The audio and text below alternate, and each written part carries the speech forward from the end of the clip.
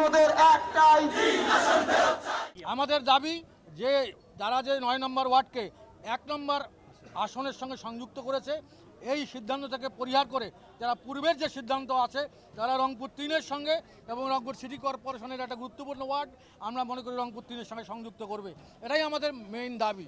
আর যদি এখানে যদি তারা করতে গড়িমসি করে, এটা দুইটা রাস্তা আছে, একটা আন্দোলন এবং একটা হলো আমাদের আইনি লড়াই।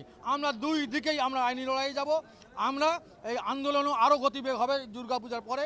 আমরা জোরদার আন্দোলন করব এই ৯ নম্বর ওয়ার্ডের সঙ্গে রংপুর ৩-এর, আমরা মনে করি রংপুর সিটি কর্পোরেশনের সমস্ত ওয়ার্ডের অংশগ্রহণে একটা বিশাল আমরা আন্দোলন করব দুর্গাপূজার পরে। সেই আন্দোলনে হয়তোবা এই নির্বাচনের অফিসের এই নির্বাচনে যারা কর্মকর্তা যারা এই সিদ্ধান্ত নেওয়ার জন্য সহযোগিতা করেছে তাদের বিল্ডিংয়ের ইট থাকে কিনা সেটা আবার দেখে। আমরা ৯ নম্বর ওয়ার্ডে নেই, আর ১ নম্বর ওয়ার্ডে গেছি। এটা শুধু পরিকল্পনা করে ৭ নম্বর ওয়ার্ডের একজন প্রার্থী দাঁড়াবে এই ইয়াতে নির্বাচনে, রেজাউল ইসলাম রেজা নাম, তার আবেদনের প্রেক্ষিতেই আজকে কিন্তু এই অসাধু কিছু নির্বাচন অফিসের কর্মকর্তার মাধ্যমে আজকে কিন্তু এই প্রজ্ঞাপনটা ইয়ে হয়েছে। তা আমরা আদালতে গতকাল রিট করেছি, আমরা আদালতেও থাকবো এবং আন্দোলনও চালাই যাবো ইনশাআল্লাহ।